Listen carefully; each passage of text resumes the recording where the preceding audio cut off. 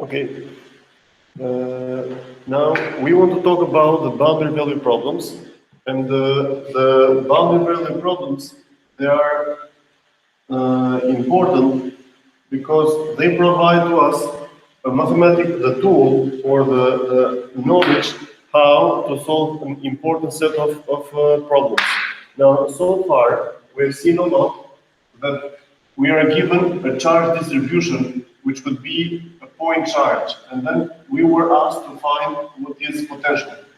Or we had a line charge distribution which was measured with units of coulomb per meter square. Or at the same time, we could have any charge distribution which was occupying some volume where, sorry, this is lambda per meter. Or we could have some rho, which is coulomb per meter cube. Now, given these, we were asked to find the potential at some point. So the idea so far, given Q, you get VR. Okay, so this was the approach so far. But now there is an important set of equations or problems in field theory where we will be given the potentials at some specific range.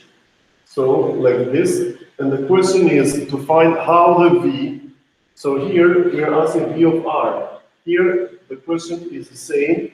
We are given V at some R equal to R0 and V or the potential at some X equal to X0, sorry, X0. And given these, we are asked to find VR knowing only the boundary conditions.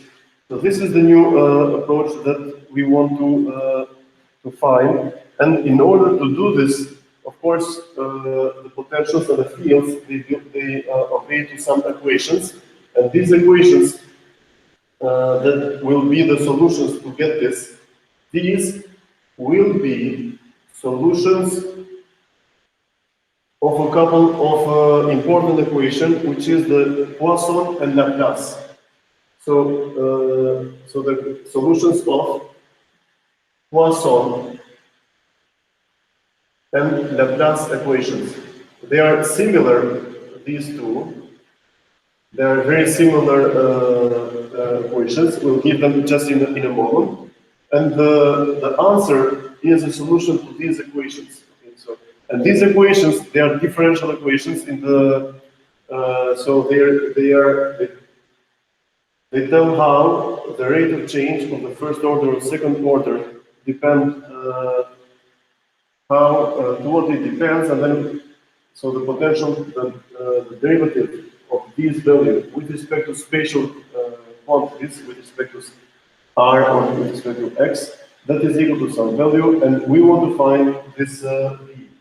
Now we know, and these will be called as a set of problems, the boundary value problems. Of course, many of you might be expecting that in spherical and cylindrical coordinate systems, the problems can be more challenging, and that's true. But now let's see how we can derive everything. So first of all, we have two fundamental relationships, which states that the divergence of the D, of the D vector, this is equal to rho V. And then we have also that the curl of E is equal to 0. Okay? So we have these two relationships which are fundamental in electrostatics. And then, so the second equation, it states the irrotational nature of the electric field. So electric field starts from one point charge, it goes to infinity in a straight line, but you never get a rotational character of the electric field. Now, what we can do from here is that here we can assume that the electric field, this is equal to minus the gradient of the potential. So the gradient of the scalar field is equal to the electric field.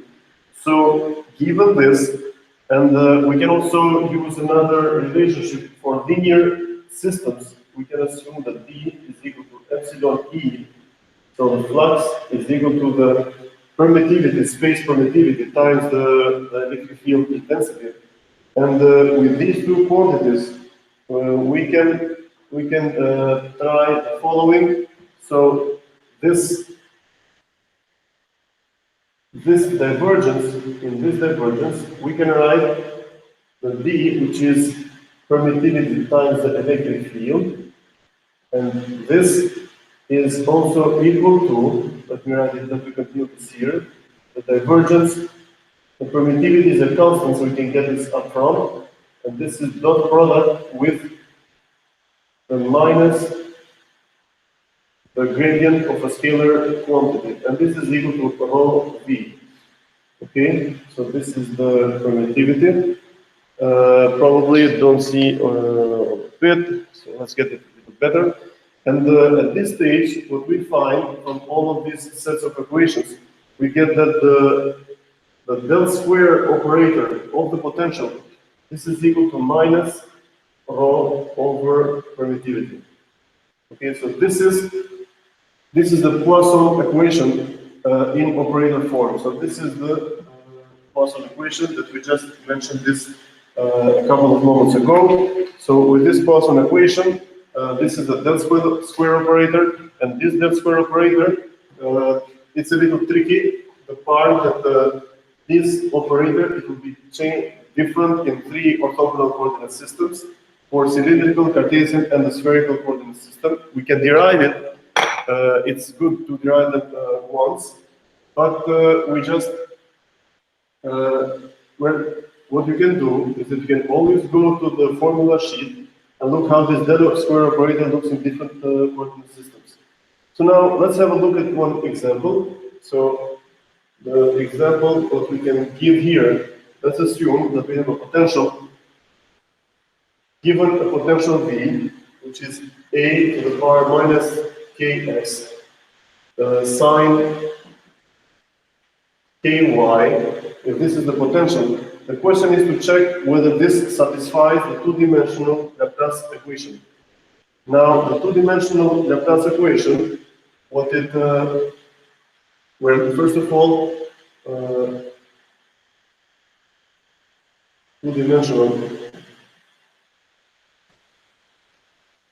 Laplace equation.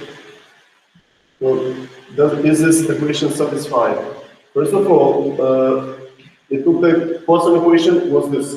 The Laplace equation is the same equation, but it's zero. So whenever we have no charge density, we call this one the Laplace equation. So the second one is a simplified version of the first. Probably I can use this space more efficiently. I'm going to leave this major equation. So let's see, and the question still stands over there. And at this moment, probably it's best if we look at how the Laplace equation it looks in Cartesian coordinate system. Now, this del square operator, this is equal to the del operator times del operator again, and this is the whole thing. It's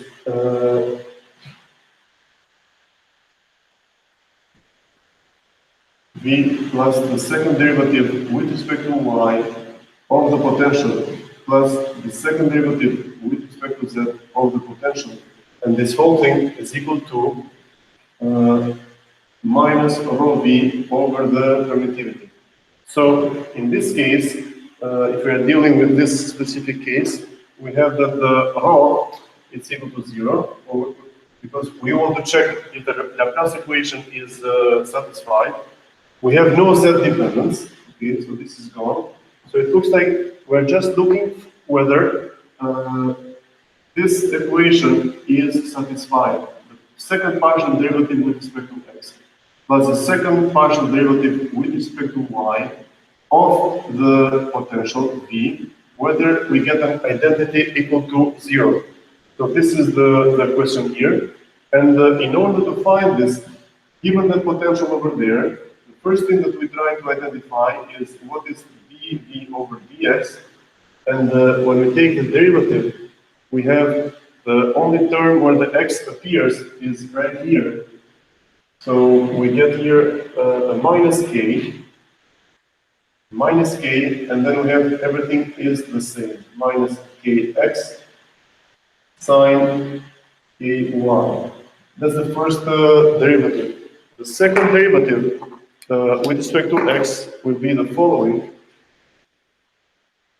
dv squared over dx squared, this is equal to, from this term, we get another minus k term, so minus k times minus k, we get k squared, a e to the power minus kx sine ky, okay?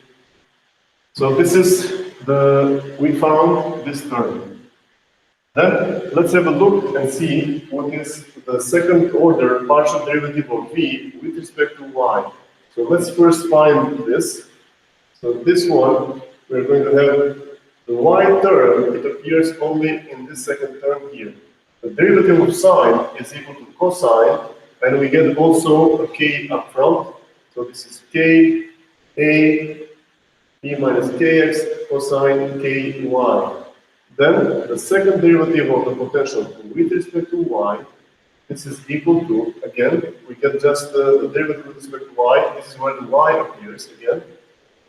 So we get another k, but the derivative of cosine is minus sine. So in this case, we get minus k squared a e to the power minus kx sine ky.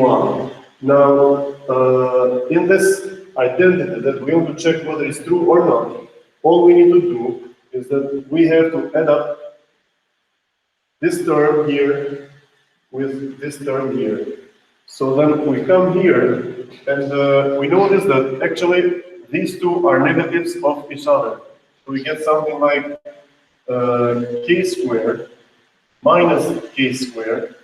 So we can factor out, and the rest is the same. A e to the power minus kx sine ky, this is equal to 0, so that's true. So apparently, that potential which is given up there, this satisfies the two-dimensional Laplace equation. Now, after this, let's see what we get. So we have to be careful how we write this del square operator for different coordinate systems. Probably it might take us a couple of minutes, but it might be worth. You can always look at the book, but it's I really like to write it at least once here. So in cylindrical coordinate system, this operator, it looks like this. So del square v, this thing is equal to 1 over r d over dr times r dv over dr plus 1 over r squared, second derivative of v with respect to phi squared plus the second derivative of v with respect to z. Second derivative, partial derivative of the potential with respect to z. Now, we can derive this again if we just get the del operator in a cylindrical coordinate system and we take the dot product with itself. Okay, so this would be the del square operator. So you either use this, or you go to the textbook, you get the del operator, you do the dot product with itself, and you should find the correct solution. So now, the simplest, what is interesting is that this nice, beautiful piece of equation, this reflects itself in several signals, or I could say several different problems in signal theory, and I'm going to provide an example right now. Let's assume for a moment we have, this was two-dimensional Laplace equation. Let's think for a moment one-dimensional Laplace equation. What does it mean? The three-dimensional Poisson, it was this. If we have no charge density, this is 0, so it's simplified one step. Then the third dimension is taken away, the second dimension is taken away, and we're left with one-dimensional Laplace equation, which is equivalent to, we don't write the partial derivative anymore, but we have the the derivative of v with, d with respect to dx squared, this is equal to 0. So now, here we have, and we need to solve this differential equation whose second derivative is equal to 0. The way to solve this one, we just need to integrate both sides of the equation twice. Okay? So we integrate the 0, what we get is the first derivative of v with respect to x is equal to a constant c1. Okay? Then we integrate again both sides of the equation, and the answer is going to be that the potential here, v, as a function of x, it will be a linear function. And linear functions, we are used to writing them like mx plus b. This is a constant, and this is the second constant. And now let's assume for a moment that this is the solution that we got from this system. Assume that we are given that the potential at x equal to 1, this is equal to 4, and the potential at x equal to 5, this is equal to 0. Okay? So these are the boundary conditions for a specific case where the potential is changing only as a function of x. If we are to show this in a graph, we have to plot it like this. So it looks like, first of all, at x equal to 1, this is 1 and this is 5. This is a linear function, and at 1, we get a value of 4. So apparently, we have 1 point here, and at 5, we get 0. So if we plot the graph, it's a linear function. This is it. Okay? So this is the relationship that we need to find, but we need to identify what is the slope. Okay? So this m, it identifies the slope, and the slope m is equal to the delta y over delta x. Okay? The delta y, it is 0 minus 4, it's minus 4, over 5 minus 1 over 4, so this is equal to minus 1. So it looks like here we get minus x plus, and we want to see where this intersects the y-axis. So if the slope is minus 1, then it looks like here the intersection is going to be at 5. We can easily figure that out, because we have a line with a slope of minus 1, which means that this side should be equal to this side in this triangle. So apparently, we solved this this one-dimensional Laplace equation. Now, what we can see from here is that this Laplace equation, it has also a feature which it can be reported. So this feature that we just saw here, we can say that the potential in this case, the Vx, this is equal to the average value of the potential evaluated at x plus a plus the same potential at x minus a.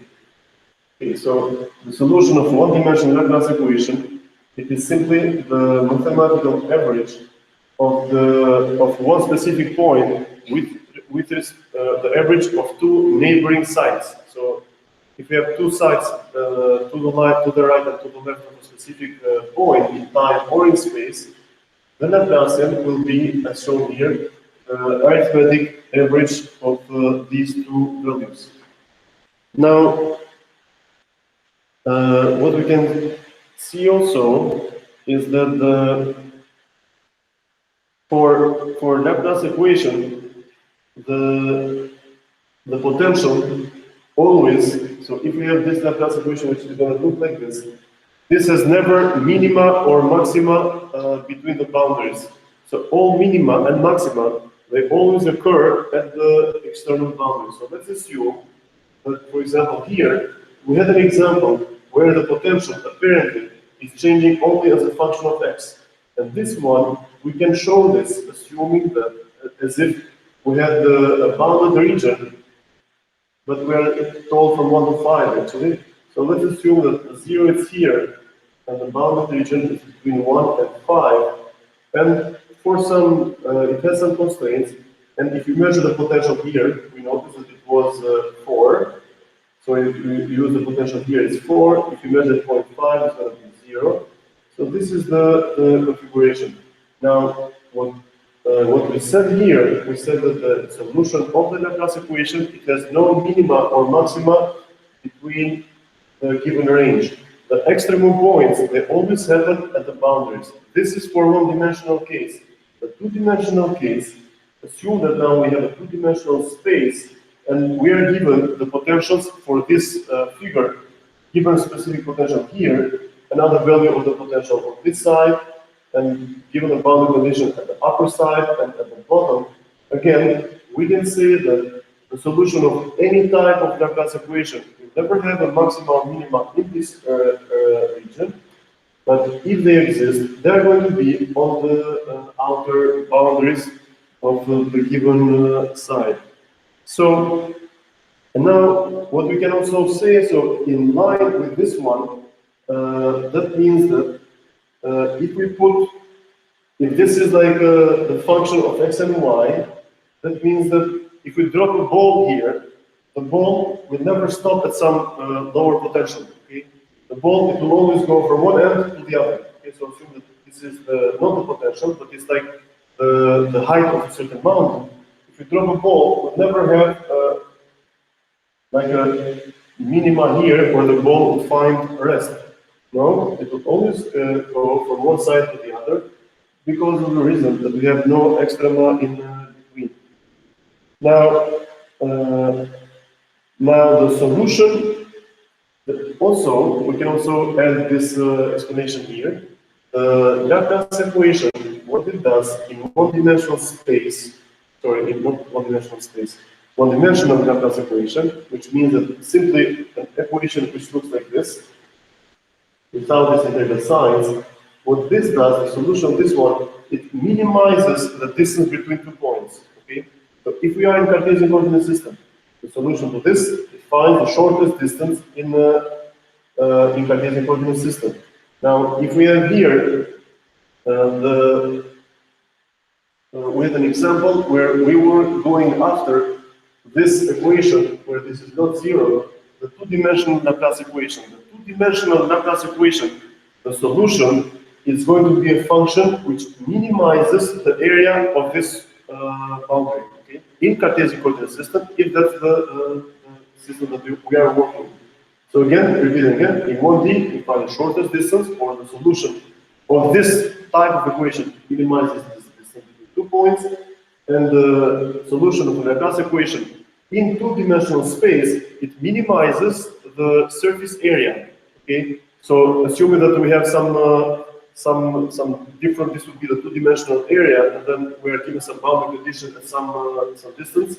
Depending where the coordinates are given, the potential will draw lines, and those lines, when we mesh them together, we get a surface area, but this surface area will be the minimum possible surface area spanning the given boundaries. Now, the boundaries can be whatever, okay? So here you can see the boundary.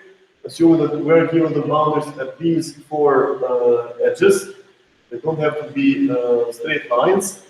So the potential that we are going to get, it will be minimum, it will provide for us the minimum surface area between the provided boundaries. Now, this was the representation in 2D and sorry, in 1D and 2D. Now we have a similar representation also in three-dimensional space, which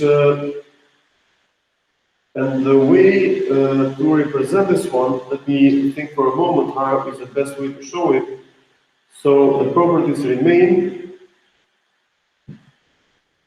and the potential that we are going to get, it's in fact, so if we have the Laplace equation in 3D, in principle, what we are looking after, we are looking for the potential as a function of r, theta, and phi, okay? Or the potential in terms of x, y, and z. Now, the idea, the potential in fact in 3D, let's assume that the distance r I guess it is pretty much intuitive, the one-dimensional case, the 2D. The 3D, you might need to think a little bit about this one. Don't worry if you don't understand it right away. Since these two, we might see them more often, we can just spend a couple of minutes with a 3D case so that it might give us an intuition of how things develop if we go from if we increase the dimension one by one. This one, you might be very often used to this one. This two-dimensional space, so the Laplace operators, they are using two-dimensional space to remove noise. So if someone is working in image processing, what images are a two-dimensional matrix where the value of each matrix is equivalent to the intensity of that pixel, right? That's what images are. And to remove the noise, often this kind of operator is used. But so if any one of you ever sees it, you should know that this is the solution of 2D Laplace equation. Now, these two are more intuitive, but now let's jump one dimension further. So the solution of the three-dimensional Laplace equation, it will be such that the potential at any point R, so let's assume that we are asking for the potential here at this point, at the end of this vector. This potential, this will be equal to the integral of the potential over a specific area. So if we draw here a circular structure and we find the VDA, but now if we have here VDA, and this is the area over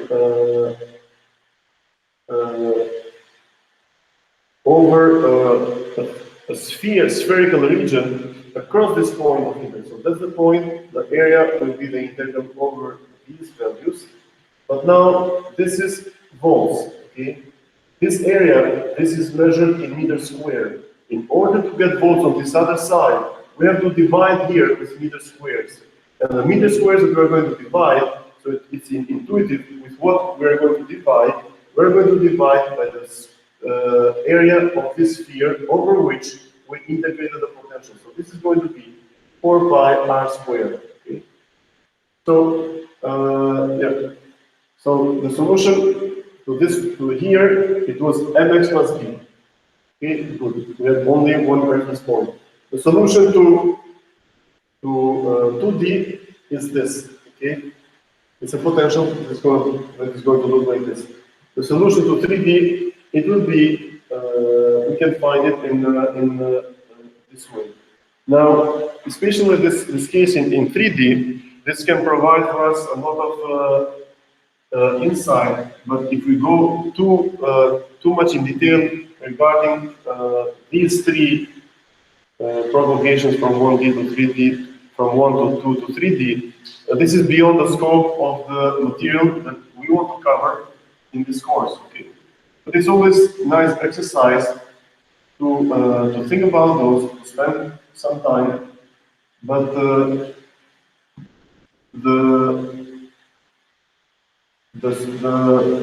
mathematical apparatus or the essence, of course, as I said, is not going to be included in the exams of our course. So now let's see another exercise. Let's see an example. We have an example in Cartesian coordinate system, but let's have a look at the system that looks like this.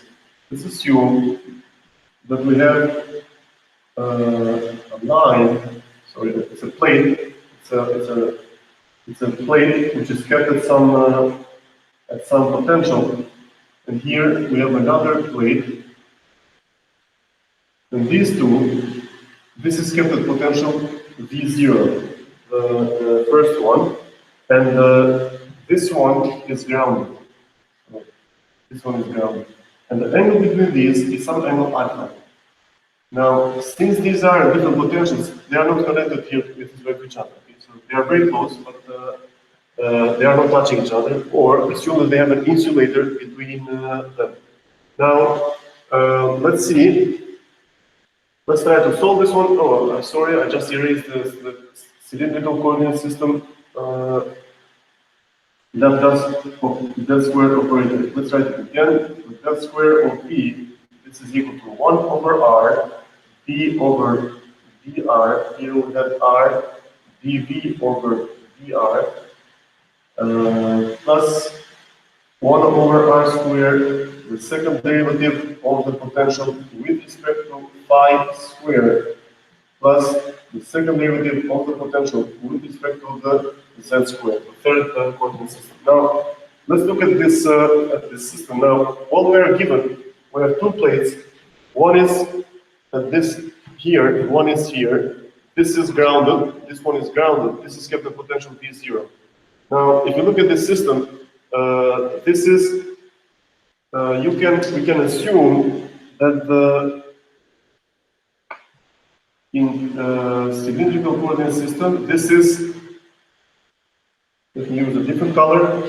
So this is along the R. So if this is the origin, the 0, this is how R is going to increase. So R is changing from here, from this way.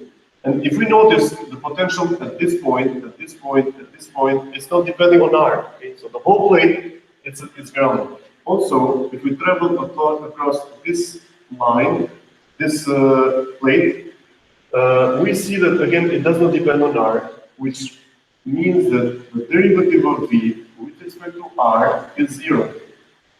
And at the same time, we are not told anything about the Z. Now Z, it's a direction which is perpendicular in this way.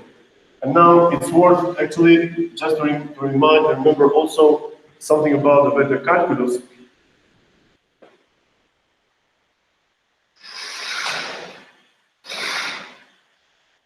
I hope this we have less reflection. Let me check. Oh, we still have something, but it's probably a little better. We have okay. So now if this is AR, so this is the unit vector along the R. This is A theta, okay, or A theta. Here, this is AR. This is how AR is changing. This is small r. This is A theta. Now, if we take the cross product of AR with A theta, we get AZ, okay, which is propagating out of the board. Here the same, the angle is 90, the angle is 90, so we rotate by 90, AZ is still again this way. But now, since we are told nothing about the Z, we can also say that this is equal to the derivative of V with respect to Z, so they're both 0. If these are also 0, this means that immediately we get this term is gone, and if this is gone, we also have that V over VR. This term is also gone. So if this is 0, 0 times R is also 0. The derivative of 0 with respect to R is also 0. 0 times 1 over R. This means that the whole term is cancelled out. Then we are left with this. And this is, the whole thing is 0 because we are not given any free charge in the system. Now from this part, so all we are left with is this actually. So then if we multiply both sides of the equation with R squared, this cancels out and you get R squared here, which is still 0. And then we have the second derivative of the potential with respect to angle phi. This is equal to 0. Now, the solution, it will be, we have to integrate this twice, and if we integrate this the first time, we get a constant. If we integrate again, that constant, this becomes a linear function, so in terms of angle phi.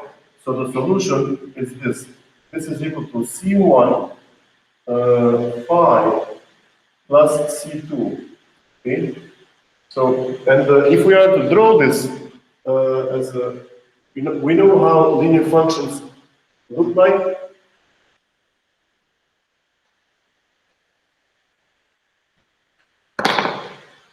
So this looks like a candidate for the dependency of this graph. It's something like this.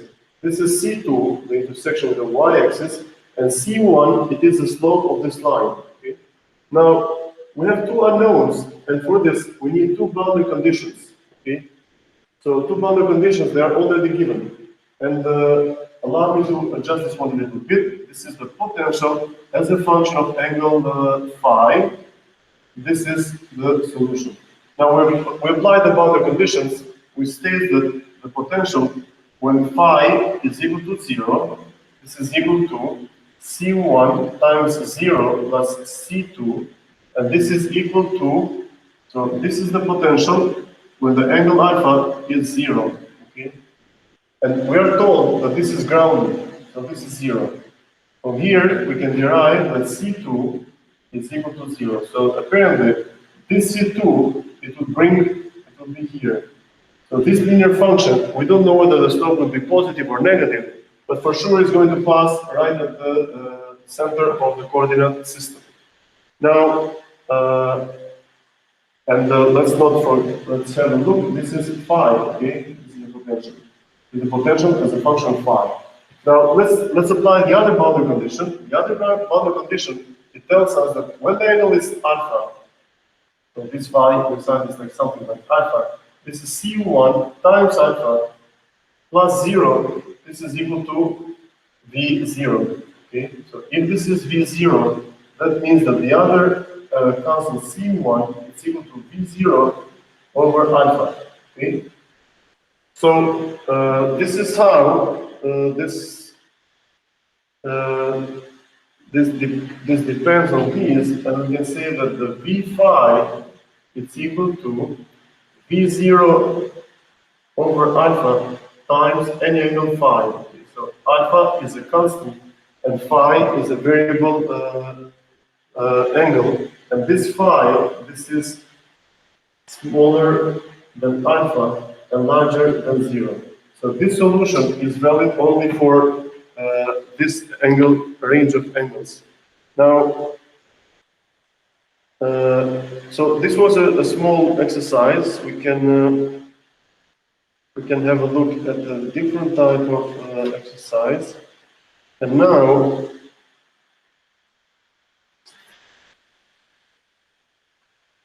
let's leave this example for a moment and let's try to get the general solution for any Laplace equation. So again, Laplace equation, the first thing that comes to our mind is second order derivatives, differential equations, and what is also challenging is that often the boundary condition has to be satisfied for a huge range of x's. Okay, so it's not that we have to fix at a specific value of x, but it's going to cover a whole line, okay, of the potential at a wide range of coordinate systems. So this is a huge restriction. This is like a Sudoku game where you have so much constraints that you can really point to one single solution, which makes this one relatively simpler. But now let's see how the Deadness equation can look like in Cartesian coordinate system. So if we do this again, we say that the second derivative of the potential with respect to x squared plus the second partial derivative of the potential with respect to the y squared plus the second derivative of the potential with respect to the z squared, this is all equal to 0. Now, it is best, let's assume for a moment that this potential, for sure, it depends, this potential here, it's a function of x, y, and z, okay? And let's assume that these are separable. What we mean separable, let's assume that there is a specific function, capital X, a function of x only, and capital Y, a function of y only, and capital Z as a function of z only. So let's assume that this is separable. We have a function which is purely made of x's, a function purely of y, a function purely of z. So we can assume that this would be something like, this would be like a function of x squared, and y would be like sine of y, and z can be exponential of z. So this would be the center of the, if these are separable, we can write it like this. And if this is the case, think for a moment, what is the second order partial derivative of the potential with respect to y? Now, since the y is only here in the first derivative, this stays intact. This is x of x, z of z. But then we take the derivative of this one, and this is going to be the second derivative of y, capital Y, with respect to little y. Okay, so this is how this can be. This is what we can get from here. Now, for this second derivative of the potential with respect to the x squared, this is going to be equal similarly y z times the second derivative of the capital of this function of x, taking derivative with respect to the x squared. Okay, so this is how this develops. And now, now since we wrote these two, let's spend also another 30 seconds to write the third term. Maybe it would be best if I had written x, y, z not in this way. But now, we are taking this derivative, the x, the capital X, which is a function only of x, this remains unchanged. And we get here the second derivative of this capital Z with respect to the little z. And then, so this is what we get. If we add up all of these terms here, we're going to get this expression actually, okay, which was given here for us. But then another thing that we can do is that after we add all of these, we can divide by the, or we can multiply all of them with 1 over capital X, capital Y, and capital Z. Okay? We can multiply all of these with this term. If we do this, then this X cancels this X, this Z cancels this Z, and we're left with 1 over Y times the second derivative of y with respect to the y squared. Here again, if we multiply with 1 over capital X, capital Y, and capital Z, we cancel out the Y, we cancel out the Z, and we're left with only this 1 over X times. Okay, so this is what remains. And similarly, we again divide by capital X, capital Y, capital Z, X and Y, it looks like they are gone, we're left with 1 over Z times this. So it looks like this whole equation, using those terms that we have included over there, this is going to be equal to 1 over capital X times the second order derivative of the X with respect to the small x squared plus 1 over Y, pick up another pen, 1 over Y, the second derivative of Y squared over Y squared plus 1 over Z times the second derivative of Z with respect to Z squared. This whole thing is equal to 0. Now, if we see this type of this equation, what we can get from here, we can assume that we have some exponential dependencies for these types of problems. Now, second order derivative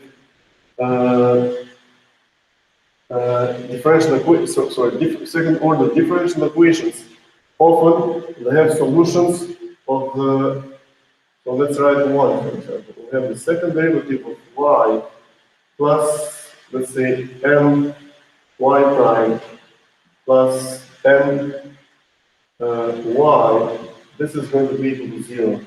Now, these differential equations, if these are constants, the solution here, they are always, and assume that the derivative here is with respect to the x.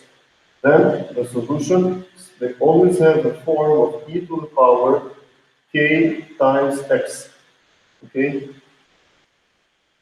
So this is how the solutions will appear. Now, what remains for us is to find k. So the next question is this: find k. Now, m and n, in this case, they are just some constants. Now, this problem is also there. So what we can do here, we can say that all of these, in order for all of these to hold, so imagine for a moment,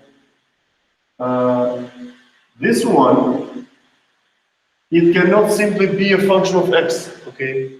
So don't expect mos prisni që kjo të dalë për shembull që 1/x që shënton derivative 2x i të madh me x-in e vogël, nuk i del kurrë kjo sinusin e x. Okay? Nuk del. Okay? So it should be just a constant. You cannot see here 3x plus 5.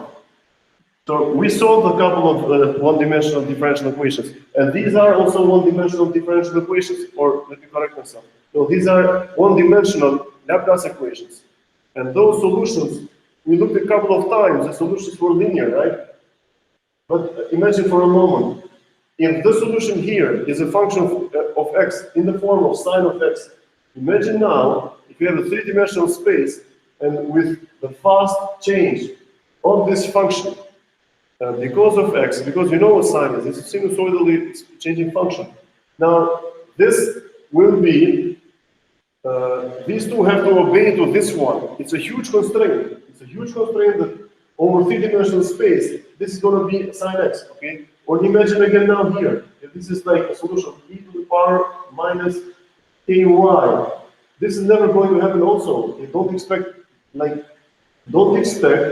the capital Y to depend like this. This is also impossible. Also here, don't expect here to get some function like capital Z is equal to 3z squared plus 7. Okay? Also don't expect this because we are talking about smooth functions. Okay? These are potentials. And these potentials, as we said before, in Laplace equations, they don't have minima and maxima in between. Okay? The extreme points they were in the edges.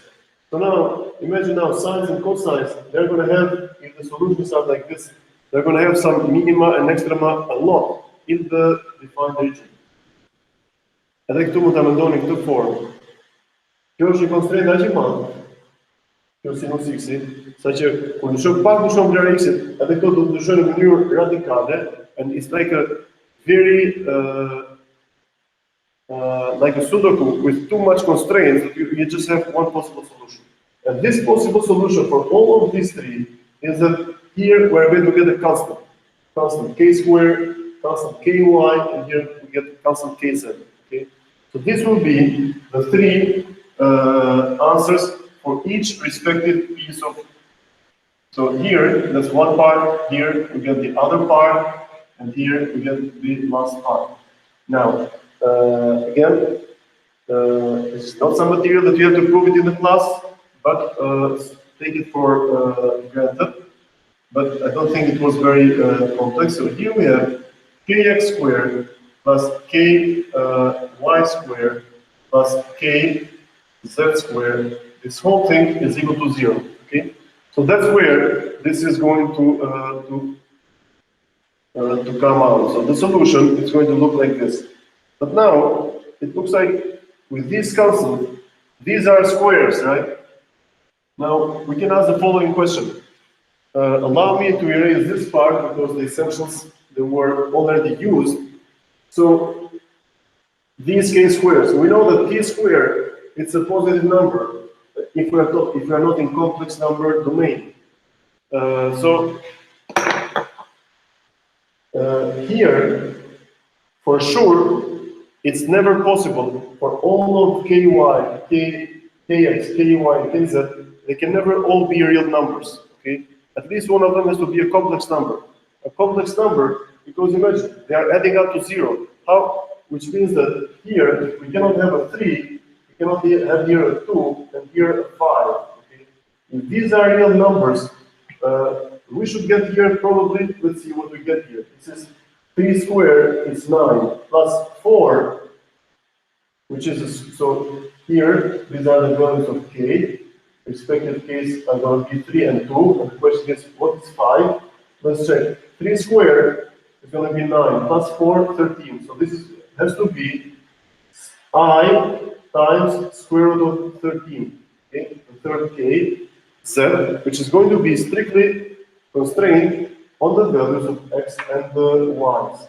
So if I may repeat this again, we can never have 3 real numbers over there, which means that, we can never have k as real numbers, but And this means that we can have kx squared plus ky squared larger than 0, but this means that kz squared, this is smaller than 0. Okay? Or we can have any other pair. Now let me think for a moment, is it possible that all of these are complex numbers? Let me think for a moment. So if all of these are complex numbers, that means that it would be negative, plus some negative number, plus some negative number, okay?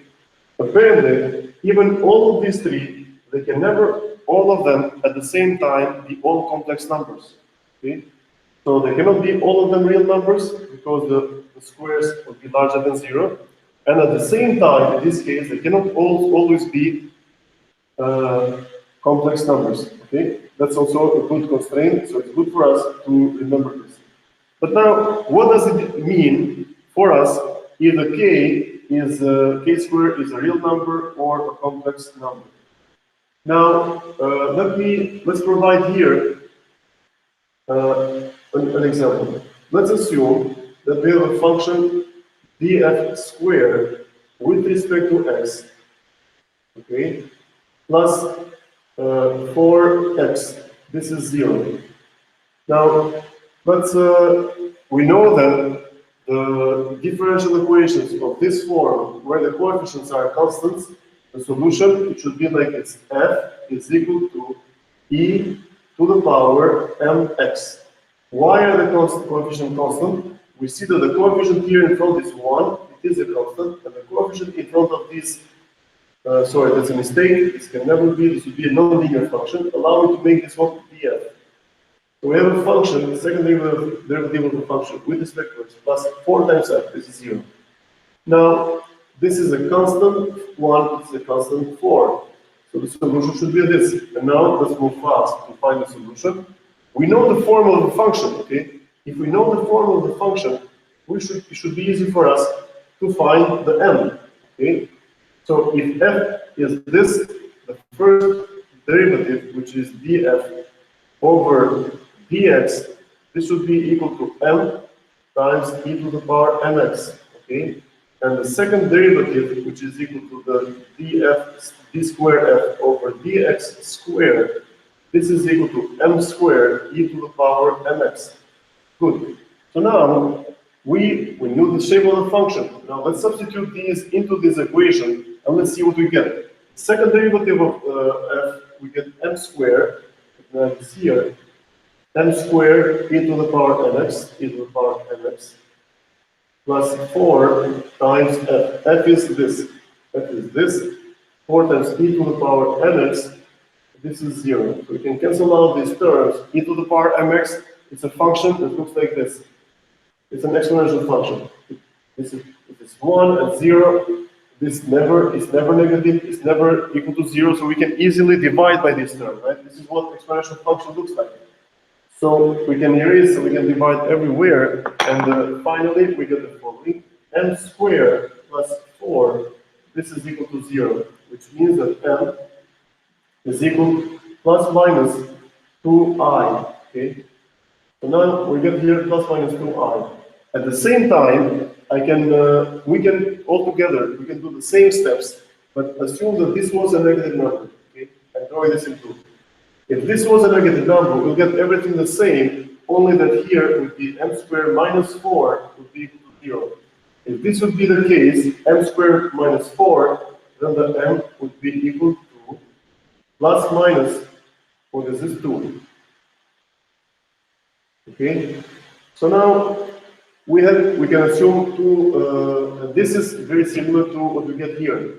Now, we spent here a couple of minutes discussing the nature of the solution, which now these m's here, they correspond to the k squares here, okay? Because we know that when we take the second derivative of the function, what did we get here to the second derivative? We get this m squared, okay? So these m squares, they correspond to these k squares here. Okay? Now, it looks like, and the question that the case that we were making here was that this case, or m's that we use here, they can never all of them be real numbers. And we also argued that they can never be all of them at the same time complex numbers. But now, Good. So we put some arguments here. Let's assume that we accept this phi. Then we looked at the solution of differential equation. The solution looked like this. Now let's see if the solution was m plus minus 2i. Then the function would be equal to e to the power 2i times x. Okay. So this is it. Now, let's also remember for a moment, we have the Euler identity, which states that e to the power I theta, this is equal to cosine theta plus I sine theta. Okay? So, which means that here, this is going to, the solution here is anything which looks like, let's keep the I out. So, this is e to the power I theta, let's keep the I out. To make it simpler for us to see that this is I to the power 2x, this is cosine 2x, right? Plus I sine 2x. So this is the solution here. And here, the solution for the second set of equations, which we are writing it in blue, is going to be the following. F is equal to e to the power 2x plus e to the power minus 2x. Okay. Now, okay, we are doing fine, but just let's also explain what this means for us. Now, this set of equation, which has a solution, which are shown in red color, where the m's are complex numbers, they correspond to oscillatory solutions. So often we might be comfortable with getting oscillatory solutions. What they correspond to are sines and cosines. Okay. And these, so let me draw in red. In red, it looks like the solution is going to be this. The solution is going to look at cosine, which is 1 and 0. How do we draw a cosine? The cosine, every pi over 4, it changes like this. Okay? This would be the cosine. And the sine, it's 0 here. And 1 phase pi over 4, we get here, then we get here, then it gets here. Okay? And then the sine comes here. So sine and cosine, but these are both oscillatory solution. Sorry, oh, I made the blue here. I apologize because now it might look like. So this is also kind of red. Okay, now red alone and red blue. Which flag is red blue flag? You may find it south. In Europe, we just have to change the orientation of the lines horizontal versus vertical, and you get a different count. So be careful about that. So don't watch this class laying down. And then let's see here. These were oscillator solution, but here we get solutions which look like this. We have a combination, a linear combination of e to the power 2x, which is going to be this one, okay, e to the x of 1, or e to the power minus x. It's a linear combination of these two. Okay. But these functions, they are scary. What I mean scary is that we know that exponentially increasing functions, they diverge to infinity pretty fast. I mean, or at least we have some values which are not experimentally measurable. It's very easy to get out of the range that we can do an experiment if the result is exponential function, right? And if we are on an increasing values, actually, let me correct myself, or let me repeat something. So this is an exponentially increasing function if x is positive, right? It's divergent to infinity. But this part, when x is going to infinity, that converges to 0. As individuals that want to have experimentally measurable quantities that we can measure in a lab, we can rather accept very easy that things are converging to 0, which means that the solution will be exponentially decreasing e to the power minus x, or e to the power plus x if we're going in the x infinite, minus infinite. So if the value of x is minus 10,000, the solution is e to the power kx. So we might be careful that if the solution, it looks like an exponential function, if we are going into increasing x, pick the solution with e to the power minus 2x. If we are moving in the other direction, you understand what we're trying to make the point here. But now, with all of these discussions, this looks like actually, if we understand this piece of information relatively easy, assuming that the solutions always would be either oscillatory or exponentially increasing or decreasing. This can help us to solve any problem of boundary value problems, at least within the scope of a bachelor course in the second year engineering department. If you go to a more advanced course, the solutions are not always going to be this simple. You might even need to use numerical solutions because analytically they will not have a solution.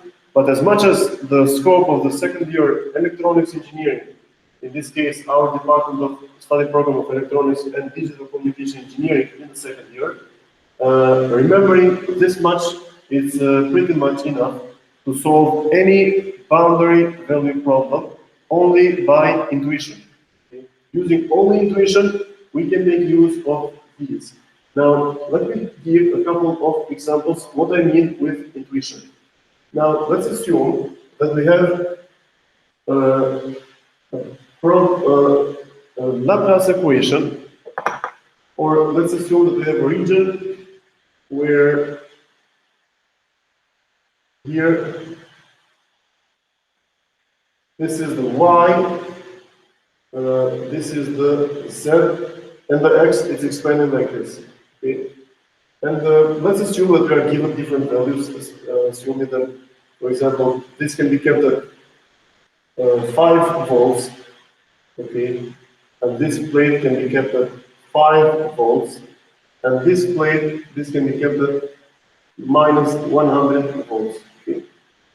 Now, and we want to find the potential everywhere. So this is how we can formulate the boundary value problems. We are given. So now, actually, assume that this is a plate which goes like this, and this goes like this, but this plate is kept at 5 volts. 5 volts is just a battery. Okay? A battery you have at home, the remote control. That's 5 volts. It doesn't kill. It's not dangerous. And this is minus 100 volt, which could be a plate, which, let me draw this in red. This could be a plate which is standing here like this, vertical along the Z, and the 5 volt plates, they lie like this, and they are parallel. Okay, so they go parallel like this and have this plate. Now, what is the solution of this boundary value problem? Okay. First, we see that we have an oscillator, well, no, let me say it this way. The solution, we have a 5 volts, 5 volts. So whatever goes in here, the solution here, it might be something which looks like cosine of z. Okay?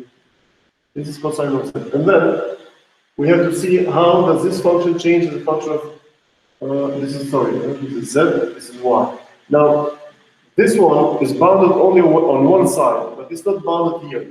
Now, the simplest thing that we can expect is that at a very far distance along this way, we might be expecting the potential to go to 0. Okay? So, given a charge distribution, positive charge or negative charge, getting too far from it, potential will never oscillate, it will never increase, but it only decrease. So, this would be cosine z times e to the power minus ky. Okay? So, we are going this way. What if we were analyzing the other side? If the y is going to minus y, minus infinity, okay, if we are going this way, then the solution would look like cosine z e to the power ky, but assume that k is a positive number, right? So this is how we can use the intuition to solve any type of boundary value problems. So if you are focused in the last 2 minutes, I think you can remove a lot of trouble in this part of this relatively challenging type of problems. So everything it starts and goes with starting to look at this separation, that we separated the problem in x, y, and z. Now, with all these that we mentioned, let's see if we can solve a problem. It's always worth to go over a problem. And yeah.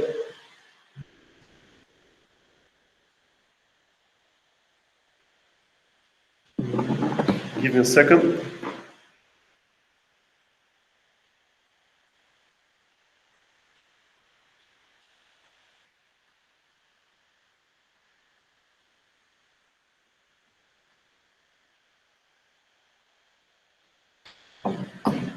Okay.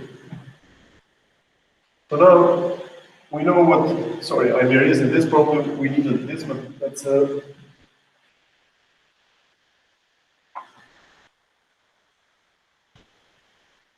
we are in a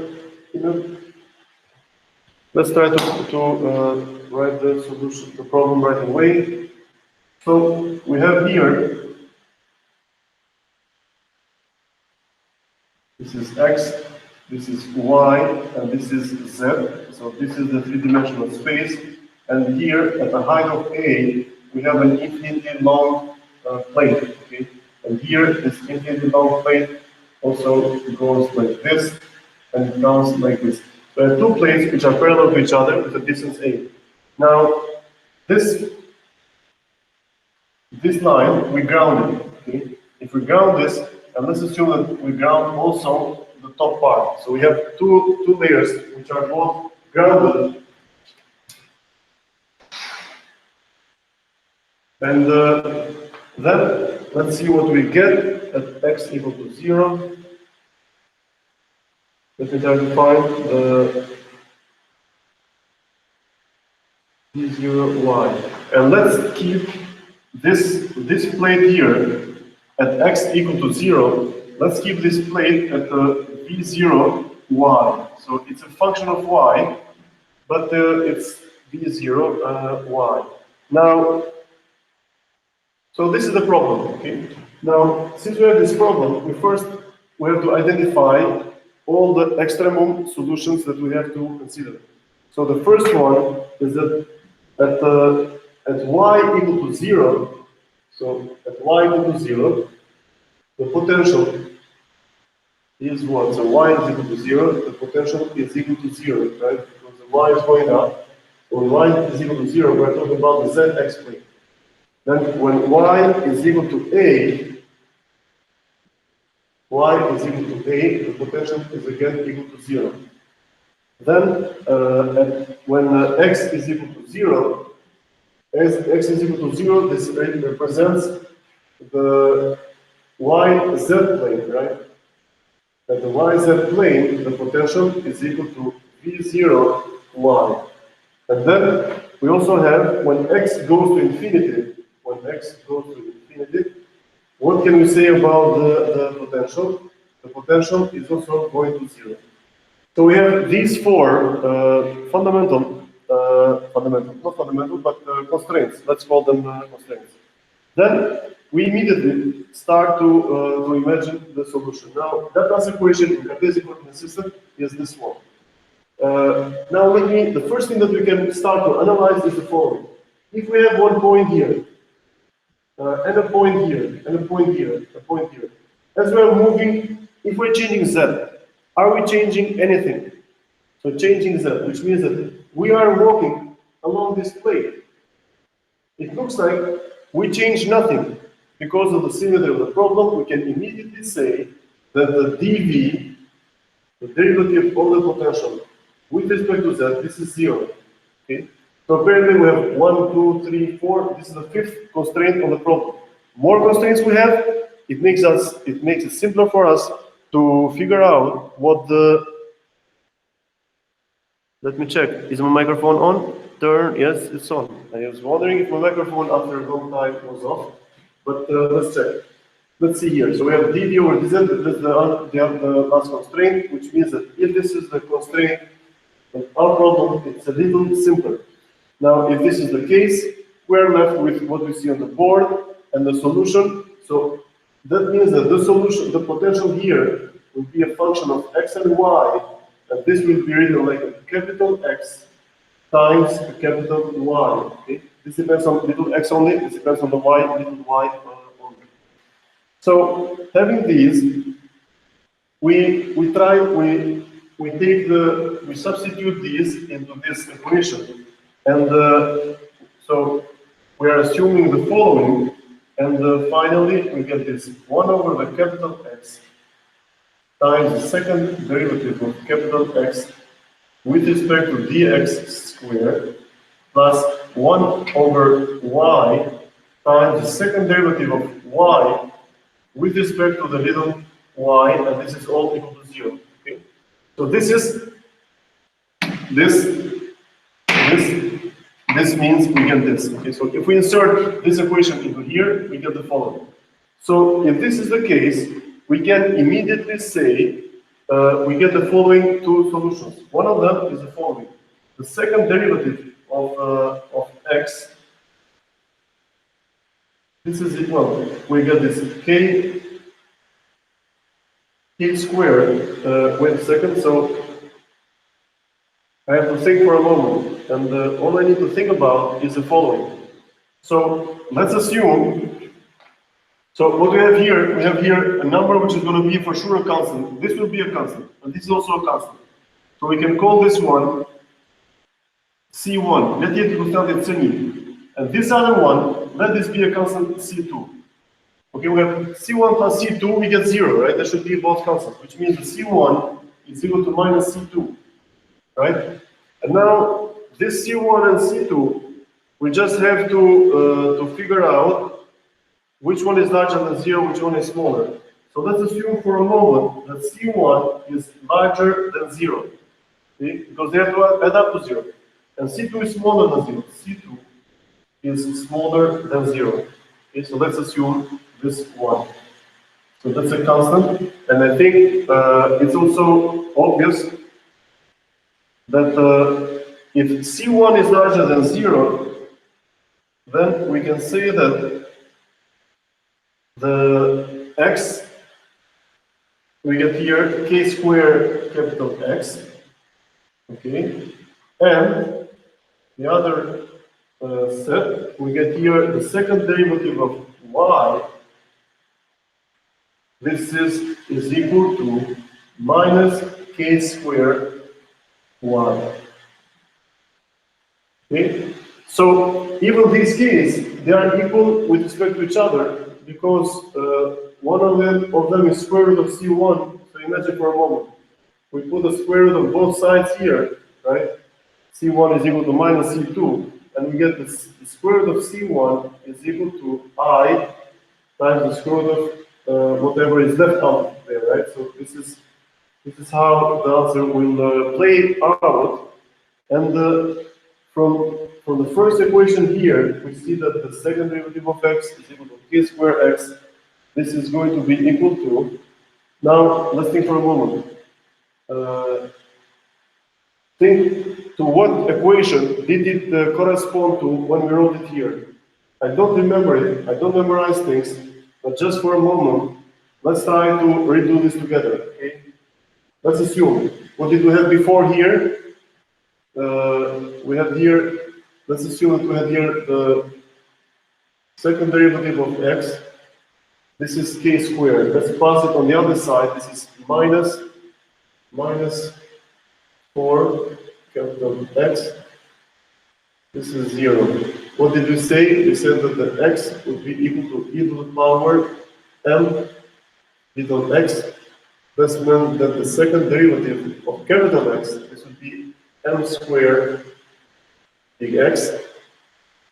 So we have the second, this is m squared times capital X minus 4 capital X. If this looks a little confusing for us, let's not forget that this is m squared e to the power mx, right? Minus 4 e to the power mx. Now I'm rewriting everything so that, because I really don't memorize much, so I'm just checking if we pass this to the other side, that means that these cancel out and m squared is equal to 4, which means that really the solution here is plus minus 2. So this means that this is going to be C1 is really larger than 0. So we are good. So we did not make a mistake. And what and then let me make use of this one for a moment. So this looks like the x, the capital X, so, or anything which is a function of x. This is the notation that we picked out. This is going to be equal to a e to the power kx plus b e to the power minus kx, okay? So we said that the solutions here are e to the power 2x, e to the power minus 2x. If we picked out a 4 here randomly, okay? So fine, we found the x. Now, the y is going to be equal to a constant c sine ky. Now here we are. Since this one it has a minus sign, imagine we did this is the second time we're doing it. The solutions of y, they will be oscillatory functions. Okay? They will oscillate. And if you have a look here, even without solving this, with the intuitive approach that we just talked about like 5 minutes ago, since we are going to have we have a grounded plate here and a grounded plate here, we better have an oscillatory looking function here. Okay? And really, this is what we are getting. And along the y, or what is this? Along the x, so this we are moving along the x, it looks like we don't have an oscillatory function, or the probability is so low, at least we'd rather have an oscillatory function along the y, right? Because of the symmetry of the problem. So for a moment, forget all the solution. Think what we said 5 minutes ago. Look at the symmetry of the problem. You get an oscillation along the y, or the potential always. But if you go with an oscilloscope, you put the two needles. So you have to measure with the oscilloscope. You go like this.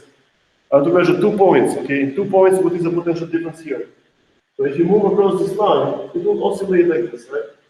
So that's what we are trying to find out. So the y is equal to c sine ky plus d times cosine ky. Good. So we found the x and the y. What is the potential? We just substitute these two values right here. So the answer here is going to be,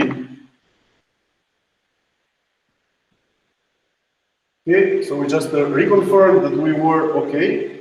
So then let's multiply these two together, and it's really, this is a e to the power kx plus b e to the power minus kx.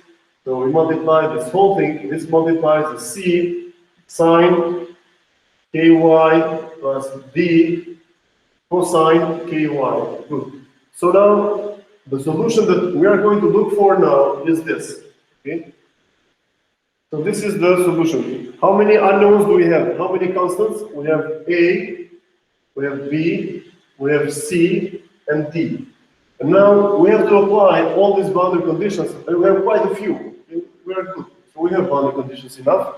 Let's see what we can get if we apply these boundary conditions. So boundary condition 1, when y is 0, we get the potential is 0. Let's look at this expression. So let's look at the first boundary condition here. If we set y 0, what happens? Actually, maybe it's best, we're not talking about x at all, just y. So let's write here the potential, it's equal to sine 0. What is sine 0? Sinus is 0, so 0. So we get here, potential here is 0 plus d times cosine 0. Cosine 0 is 1, so it's 0 plus d. This is equal to d, and this is equal to 0. Okay, so it looks like d is 0, this is gone. Okay, this is the first boundary condition. Let's have a look at the fourth boundary condition. At the fourth boundary condition, we are given that when x goes to infinity, potential goes to 0. Then we have to look at this part of the function, the x dependency. So when x goes to 0, that means that v goes to 0. So, sorry, when x goes to infinity. So if we put here a very large number, that means that this a should also be equal to 0. Do tjetë a janë 0, sepse kur themi që x shkon në infinit, kjo do thotë x shkon 10.000, ose edhe 1.000 mjafton. Kjo do thotë a në fuqi e kë herë 10.000, kjo është rritur goxha shumë, ndërkohë që kemi filluar me potencial goxha të vogël. Pra kjo aja më mirë jetë kështu. Nëse a është 0 dhe d është 0, çfarë ndodh me potencialin? Potencialin, the potential that we get, we have a little, we improved it, or at least we get a more closer solution. The potential of x and y, a is gone. We get bc, a constant b and a constant c, times e to the power minus kx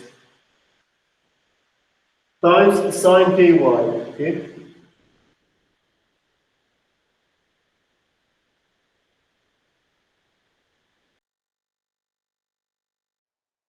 We said that C1 is positive, C equation.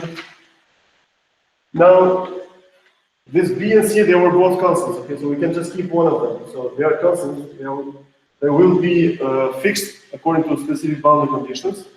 And this is what we get. Now, what else do we have? We have also this boundary condition that at y equal to a, the potential is 0. Okay? Now, if we have that, if that is the case, we can say that this sign of Ka, so if we substitute here, that means that the potential, that I think you can see this, so the potential for any x, but when y is equal to a, okay, this is going to be equal to c, times e to the power minus kx times sine of Ka, okay, sine of Ka, to substitute the y for a, this is equal to 0.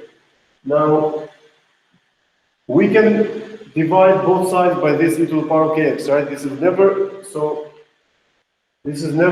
0. So if this is the case, we can immediately say that the sine of Ka, sinus Kas, this is equal to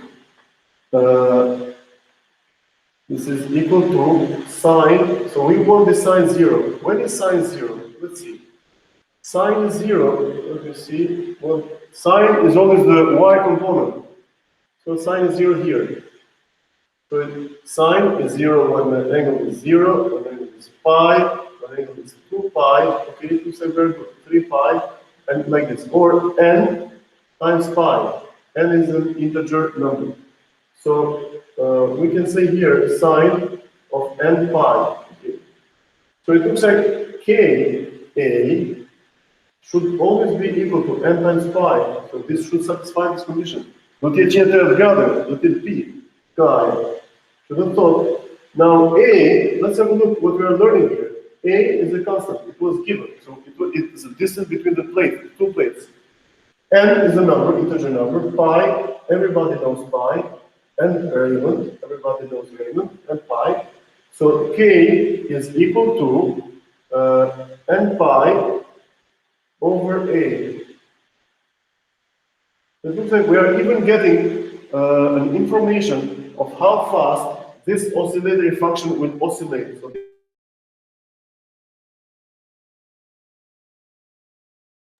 So this is a good thing.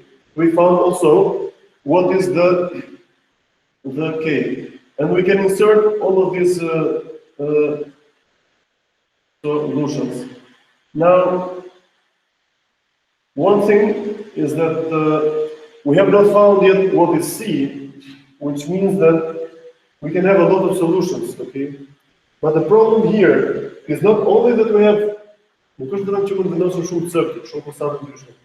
Po themi është që ne kemi shumë k, kemi k infinite, which means that we have a lot of k's. Okay? K can be, so what can k be? Well, this is 0. Can k be 0? Let me think for a moment. Maybe you are much more fresh than me. So if k is 0, that means that in this equation, we put k 0, sine 0 is 0. Yes, it could be 0. But then, so apparently k is 0. Then k is equal to 3.14, which is the pi, divided by a. Then k is 6.28 divided by a, and so on. Okay, so it looks like we have an infinite number of k's also, not only of c. Now, this part, I guess this is clear. We can take it away, and we have something. You know, I repeat this sentence a lot. From we know what linear functions are. Linear functions, what they mean. This means the following. So, or at least linear functions. Let me write what is the deduction that we get from the linear function is the following. So if we have this equation, the Laplace operator over V, if this is 0, and if V1 is a solution and V2 is a solution, then V1 plus V2 is also a solution. Okay?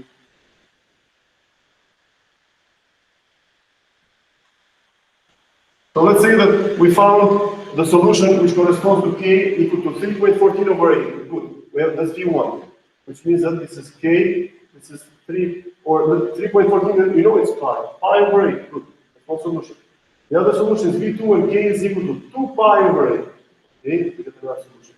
But that means that if we add these two, this is also a solution, okay? Which means that the solution, in fact, can be the following. Let me write this for a moment. The solution, the potential here, it can be equal to, let's pick up the first K. This is going to be equal to a constant C times e to the power minus pi over a, because that's the first K, times x, times sine K, for this K, this is pi over a times y, okay? This is the solution plus, it's not over, okay? Plus c again, e to the power minus 2 pi over a, let's not forget, k is 2 pi now, right? Times x, times sine 2 pi over a y, okay? Plus. So, it's not over. We can even add a third term. We can keep up. Like plus c e to the power minus 3 pi over a, and this goes up to infinity. So times sine of 3 pi over a y. So it looks like we can write a series expansion. Okay, so we can keep up writing a lot of solutions which are going to look like this. Allow me to erase this part. You already know the boundary conditions, or at least maybe have written them down. And probably I have a better looking solution than this, where a and b was 0. So allow me also to remove things which are not essential. So I think we can also take this out, because we have simplified the best looking solution. So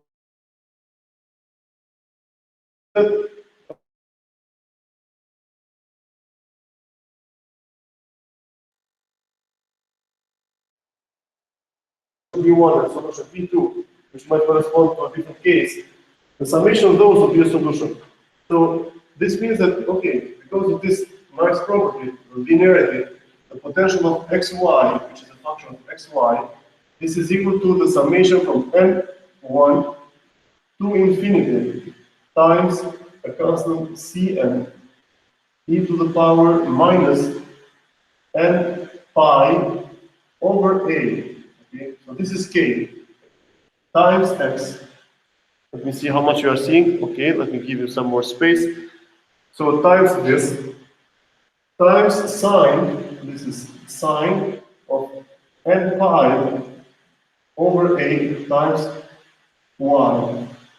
Okay, but this is this is the whole complete of set of solutions. Okay, so let's do justice to this problem. Let's not skip any possible frequencies. Now, this is the general expression. But now that we have all of these solutions, let's apply, we have not applied another boundary condition. The other boundary condition, it states that the potential, this V, let's write this, V, at x equal to 0, this is equal to V0y, right? Is this how we wrote this initially? Yes. So this is equal to V0 as a function of y. So, which means that we come here, we substitute x0 and exponential to the power 0, they are all zeros, right? So this looks like the summation of sine terms is going to give any function which is y. So things might look really simple. So let's substitute this here, and we get the potential at 0y, okay, x0. This is equal to the summation when n goes from 1 to infinity of Cn sine n pi over a times y. Okay, this whole thing is V0 as a function of y. Okay. Now I have posted a homework in, and I've sent it also by email, of course, to the students of this current class. And one of the questions is this actually: you have to integrate sine and cosine and see what happens. Okay. And the general idea is for you to sines and cosines and to notice their orthogonality. So they are orthogonal functions. Okay. So actually there is a better word for that. Not only orthogonal functions, but I cannot remember it right now. But it looks like this is what we get for this expression. Now, what we can try is that we can multiply both sides of the equation. So let's take this away, let's take this away. So we're applying the last boundary condition, right? So what we can do, we can multiply both sides of the equation by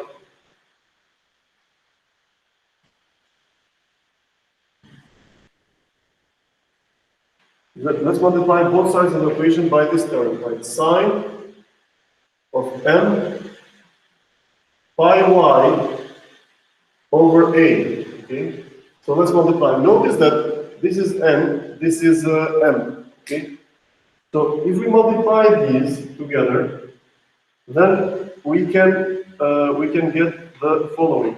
So we're going to get here the summation over n goes from 1 to infinity of Cn, and then, so if we multiply both sides like this, what we can do, we can imagine that this sign will be here and here. And then let's integrate. Why do we integrate? We integrate because it's good for us, because when we integrate two signs that have different frequency, to imaginoj se u keni një funksion që ka është 10 Hz, që do thotë ka 10 cikle brenda një sekundi. Dhe shumëzojmë një funksion y që ka frekuencë 20 Hz.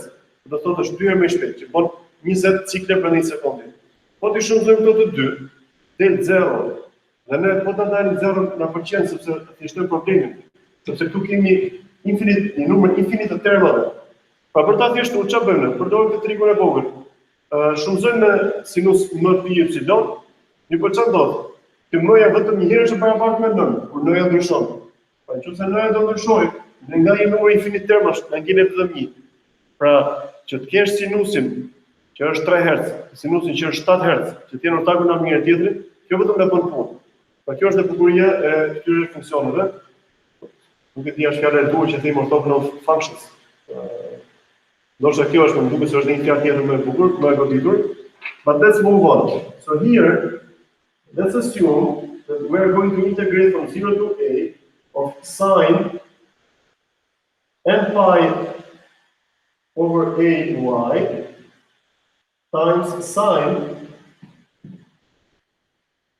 n pi over a y. So we integrate them like this. We integrate dy here, and this is also equal on the other side from 0 to a. We integrate over this. This is v0y, whatever v0y is. And notice that this is a very general expression. Në vend se themi v0 epsilon, në kësaj mund të themi që është 3x plus 7, ose mund të themi që është sinusi 7. Pra, edhe është shumë e përgjithshme. Edhe këtu mund ta thjeshtojmë më tej. Në këtë v0 epsilon mund të themi është 3 volt.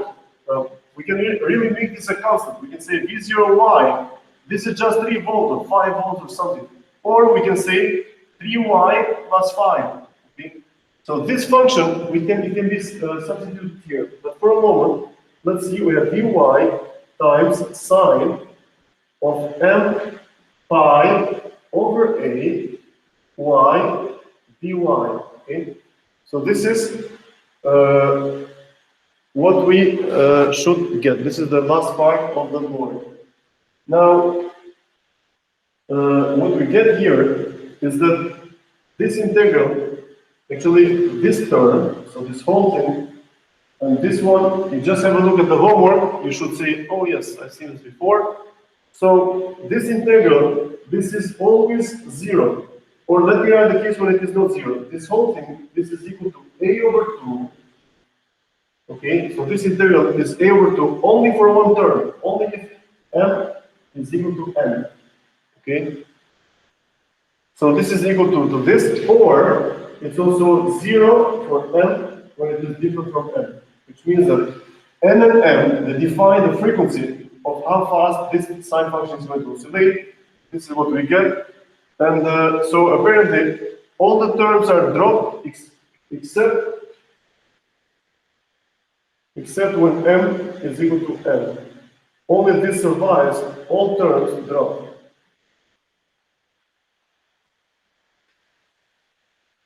So what does this mean? This means that we don't have now an infinite number of terms, it's good. So we can, and now this good thing, what is going to impose for us, it's going to impose, so we're going to find the C, okay? So the problem has quite a few unknown values, and one of them is this constant. So with all these substitutions, then the final answer is that we can always find this integral, okay? Now, we can find this integral for only one value m, and then this m we have to divide by a over 2. And then we find this c. And this, again, since a lot of these terms will be 0, this summation term, you may assume that this is gone. Okay? We just have here cn, and then cn, the last constant that we have here, this is going to be equal to cn is 2 over a. Okay, because we multiply, so this whole integral is a over 2. So we pass this a over 2 to the other side, we get 2 over a times, allow me, you know what this was, but I'll just write it on a straight line, sorry, 2 over a, integral from 0 to a, of any function v0 as a function of y, sine n pi y over a dy, okay?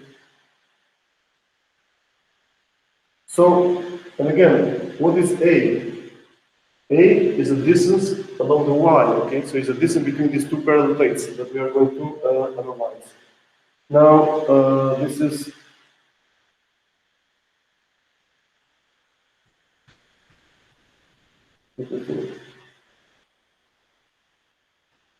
so now what we have done here is that we have found this coefficient which will go here. Okay. Now we know this coefficient, and apparently we know everything. Okay. So this is the complete solution for a two-dimensional Laplace equation, or for this boundary condition that we have given here. We kept this one pretty general, okay?